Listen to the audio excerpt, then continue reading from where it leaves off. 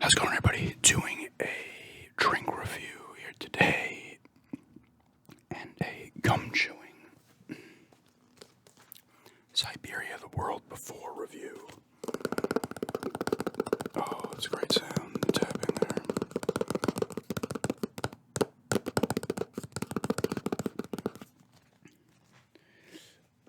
I might have forgotten a little bit about it because I completed that, God, maybe a little over a week ago. And I started playing like Forspoken a little bit, and then I threw in, obviously, the WWE game. I'll get to that in a few minutes. So let's start off with some Pepsi Vanilla here as the drink review. I know I did Coke Vanilla. Pretty sure I didn't do this one, but as always, it's possible I did.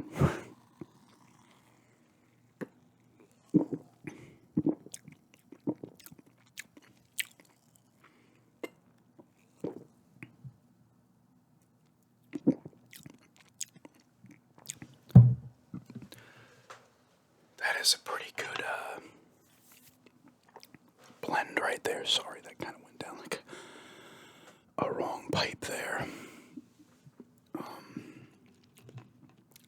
I like this blend of the vanilla with the Pepsi more than the vanilla Coke. I think they do vanilla cherry Coke also, do they? They did a vanilla Dr. Pepper. I did a vanilla Dr. Pepper, right? And that one and I did mango with this as well, I believe. You get better blends with Pepsi. Coke will do decent blends too. Dr. Pepper, in my opinion, doesn't do great blends because Dr. Pepper, the taste is so strong on its own. It like overpowers like anything that it's blended with. That's my opinion, of course. That's how I taste it.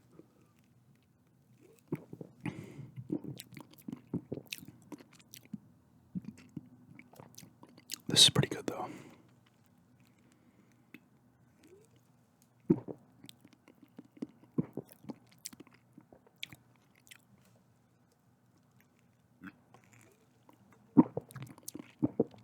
It's a nice blend. For sure. You like first get hit with the vanilla. Yeah, the Pepsi. Honestly, these days I kind of prefer Pepsi to Coke. I always go back and forth. Especially more so when I was drinking them both more. But now I'm not drinking as much soda, usually just for the reviews nowadays. But I tend to lean more towards Pepsi.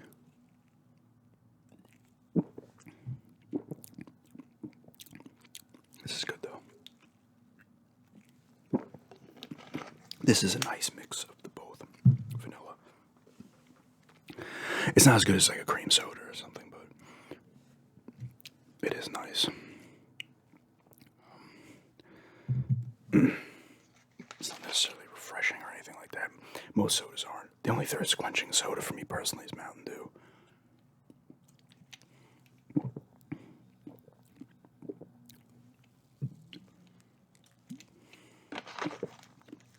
It's not even really quenching my thirst. It just seems like it is. You don't really want to pound a soda on a hot day. Not to say I haven't a ton of times in my lifetime, but it's not like really. You're just gonna be more thirsty.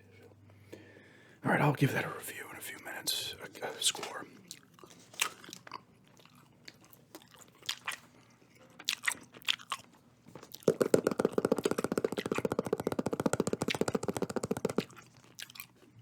Let's get to the Syberia the World Before review. I am playing through 3 at the moment. I'm enjoying 3, actually. It's funny though, because that came out on PC. I would have thought first maybe, but it was on Xbox One and PS4.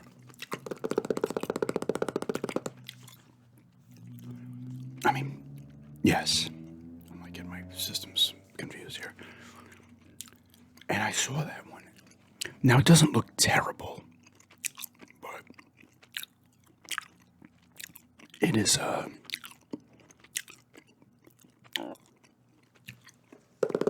this game looks significantly better. Now it's not like there is a graphical jump. I see it now too when I play these PS5 games from the PS4, Xbox One, but like this looks a ton better. I think this is playable on the older consoles as well. They made it for the older ones. I wonder what it looks like compared. the PS4 version, or heavily. To the third one.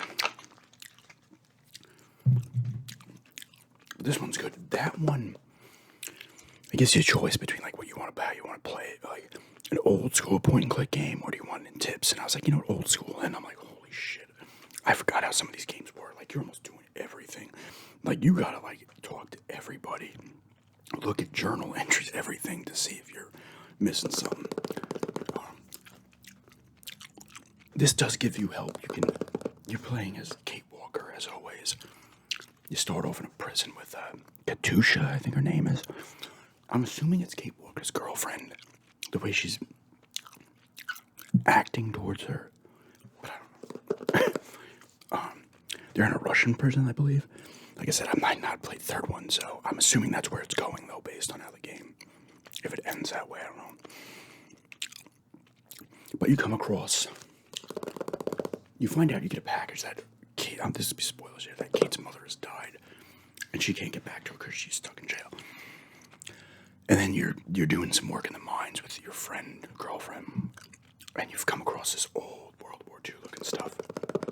And you find some stuff. You find a picture of a painting of this woman. What's her name? Dana Rose. Donna Rose. And she looks like Kate Walker. So she's like, what the hell? And then a guard comes. Spoilers, Katusha dies. Kate's upset. She gets out of there. She's kind of on the run. And then she ends up in, I forget the town, Vagenburn. This game plays on like actual historical events, but there are made up places in Europe, but there's also real places. But it follows World War II.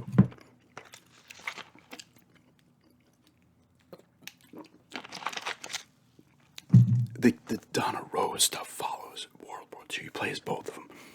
You go back and play as her. And that's taking place during the war. Or like the beginning, and then it plays through. And then Kate Walker's in 2003, it starts, and then at the latest, it goes 2005. You do come across, you have Oscar's robotic heart. He's been in all the games. And you end up putting him in she's holding it here. It's like an armadillo type hedgehog robot thing that he goes into and he can talk. At first he can't control it. Then you meet up with him again and he can. It's a cool game. The story, I really like the story in this. There's a reason she's looking for it because they look like each other. I'm not going to spoil things. It's kind of obvious, but it's well done. It's pretty emotional story. You meet other people in the game, Lenny, at this, because you're trying, as Kate, you're trying to figure things out. Who this woman is. And stuff. Because that's why she goes to the Vagen. I think Vagen something. What does it say it here? Vagen. Maybe it's just Vagen. But she's there, and then she tries to figure out how it goes from there, and you meet people that knew her when she was young, Donna. So they're very old. Like Lenny, this woman, in this mountain retreat. You play as those two, Donna and Kate Walker. Mostly Kate Walker. Actually, no, it's a decent split. And then you play, I forget the dude's name. It's Donna Rose's love interest, like boyfriend. I forget his name. Oh, I forget his name. The hell's his name? Damn it.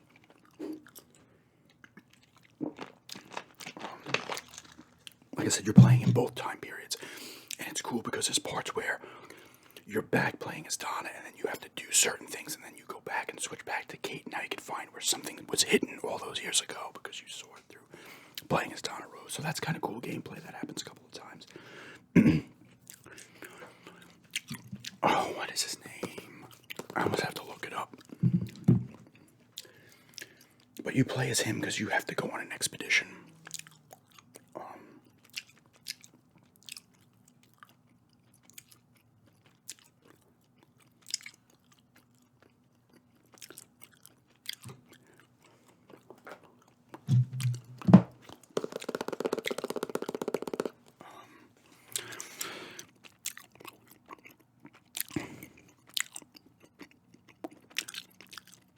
You're doing a lot of puzzle stuff. There's the automatons in this as well, as always.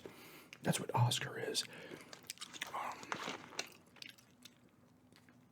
I'm gonna go an 8 on this one. I like this one. I like the blend, and it still has a nice vanilla taste. Halfway through, almost.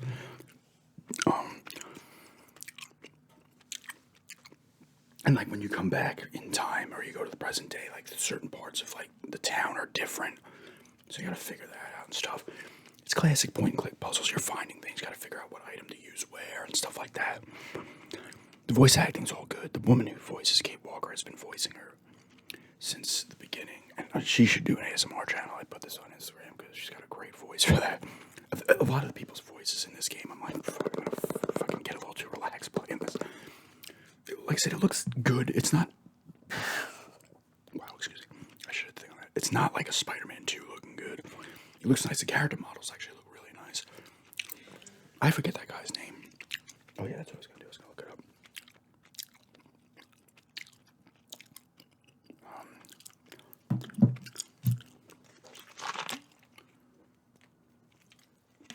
You play as him because these scientists are there and they're funded by, what do they call them, the Brown Shadow.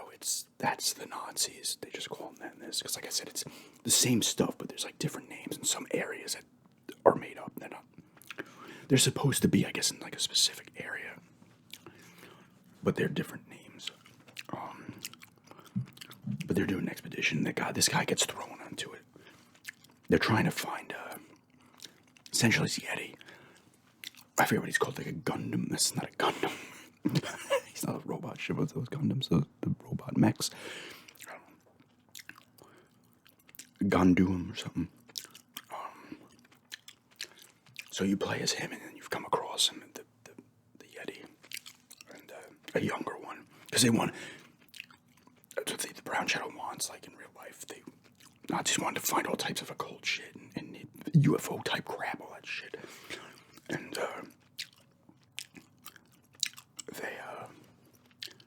they want to keep him, and then the other guy helps his mother come, and then they help.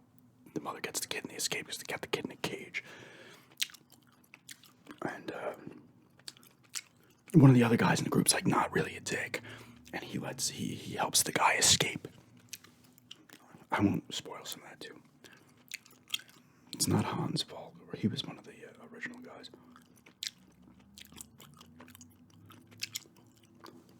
I just want to know that one guy's name now. I'm not going to be able to find it.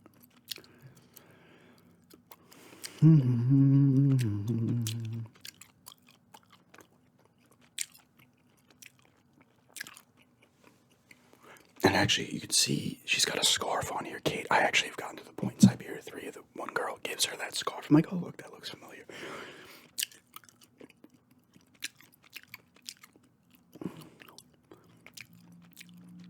I don't know why they're not showing his name here. Leon, I think his name's Leon. He's Leon. Not Leon S. Kennedy.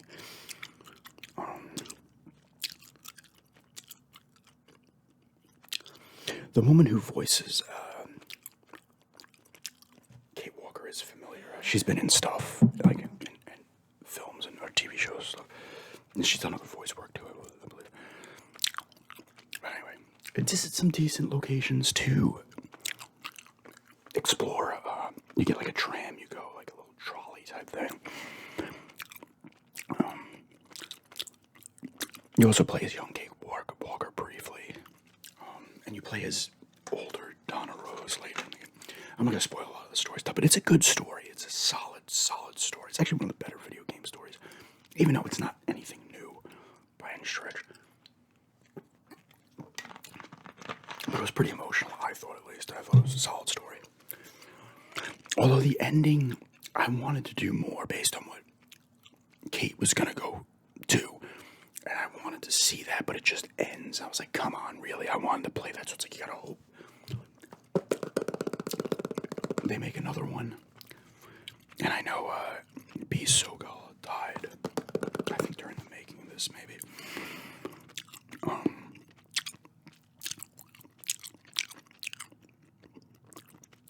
But it's a cool game. Like I said, there's classic point-and-click stuff, although this is a little more involved. You do some other stuff, especially as Donna.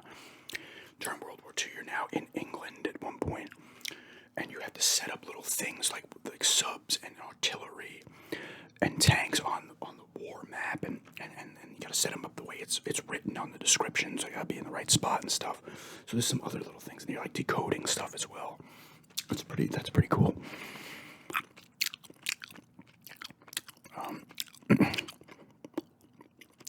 And there's other things you can find and shit like throughout the environment that will help you later on.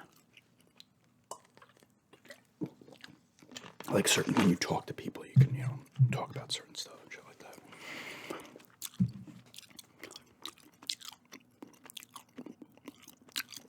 But it's a cool game. If you're into point and click games, I would 100% get it because it's good and it's a little bit user friendly. Because some of these old school games they can be tough.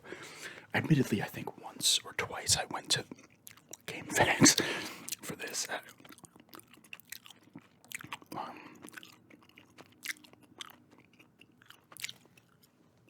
it made me want to play the third one. Like I had the third one for like 4 years. Didn't even install it. And I was like, you know what? I'm playing it, threw it in, got into it. I'm probably a little more than halfway through it. And that's an enjoyable one too. Like I said, the controls and the layout on this one are a lot better than that one. Like you're just figuring out what to do on that one. This one is I think this one was probably made with more so console in mind. Because the third one I think was made more with like PC in mind. Because a lot of point and click games originated on the PC, then came over to console. So sometimes it's harder to do the button layout, compared to like a keyboard. But it looks nice. There's not a ton of environments, but I mean you have the mountain retreat area. You have a townish area, two townish areas. There's a cemetery you go to, and then you do the mountains when you're playing as Leon briefly. There's a part in the office building in England, and then you're in Kate Walker's like childhood home once or twice, and you start off in the prison in that area in the mine and stuff. So there's a decent variety in the environments. I put 16 hours into it. And I was trying to get everything. I got most of the achievements. I think I missed like 5. Because you can do these things where, like secondary goals, where it tells you to do stuff in the little, objective thing. Go find so-and-so before you do this. And if you do all that stuff, you get the secondary goals. I missed a few early on. Because I went to my objective not realizing, I was like, oh shit, I should have did that.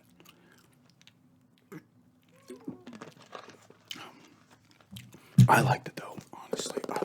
Probably not that this reviewed fairly well, but honestly, I'm gonna give this one an 8.5 as well. I really liked it.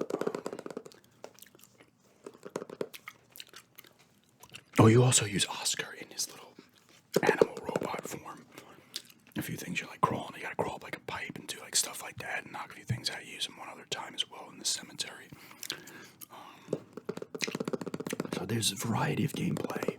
It's always nice in these games too, finding stuff. You're like, I found what I need and I know where that goes. I can't wait to go back over here and use it and stuff like that. You gotta distract people and stuff. I gotta do this, figure out how I'm gonna do that to get over there. If you're into point and click games, you're gonna love it, honestly. Because the Syberia series does it well.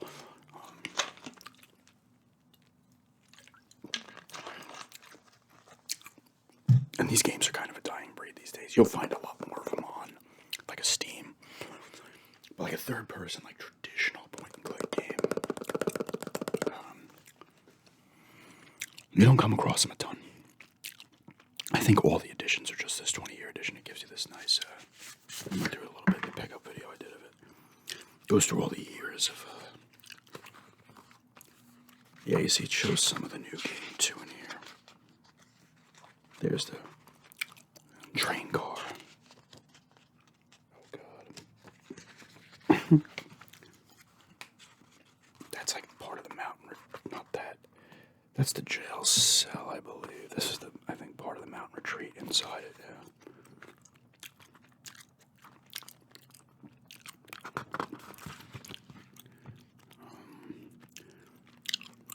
Let me find from 3. Oh, it has them in here. There's Syberia 2. Syberia 3, which I'm playing now. There's the ship you're on with the captain. I'm on that part now. I'm on the ship going to this other island. Pretty interesting story in 3 as well, actually.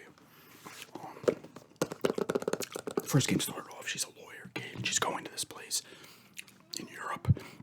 Something with like the factory and stuff, and then she just meets the maker and everything changes. She goes on an adventure. And she's on the run too. She can't go back to the US.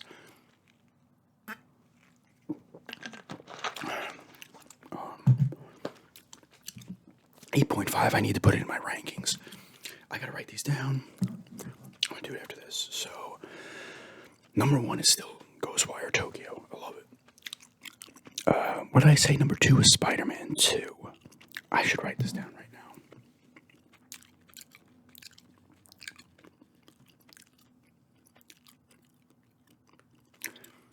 I'll put it in a note for now in my thing, and then I'll put it on the computer later.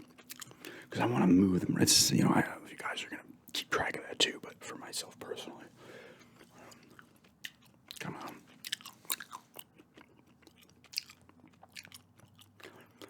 So we've got Ghostwire Tokyo, Spider-Man 2. I'm going to put this 3, honestly. I really liked it slightly more than Assassin's Creed Mirage, which is 4. This is my own personal enjoyment out of these games. I've not hated any of the games I have. Followed by Jedi Survivor. And then that Dead Space remake coming in last. I like the Dead Space remake, but I talked about that in the review. I don't know. I'm not going to end up reviewing the WWE game because I am not going to play every part of that game.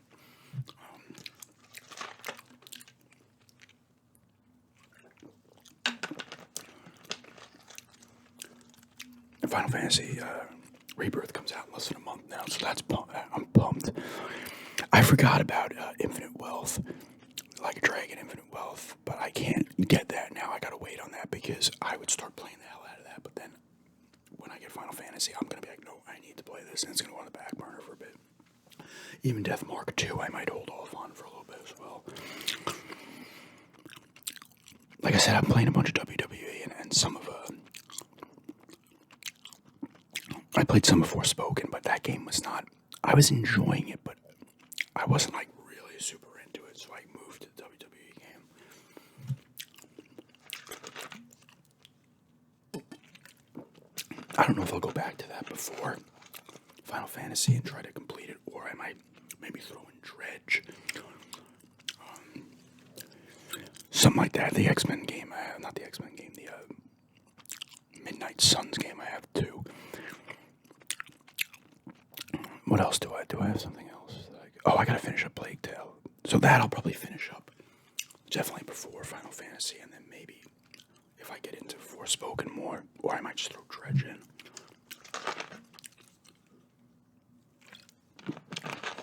I forgot about Plague Tale. I should probably start playing that again. But yeah, 8 on the Pepsi Vanilla Solid drink. Check it out if you're into sodas and you like vanilla flavored drinks. And an 8.5 on Syberia the World before. Really excellent point and click game. If you're into these games, you'll love it. Give it a try. It's got a good story. It looks solid. The gameplay is fun, and it will test your brain a little bit. You can always go to those game facts too if you're stuck.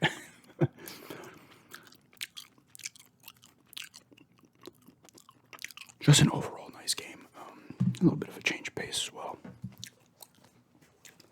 But yeah, thanks for checking this out, and have a good day.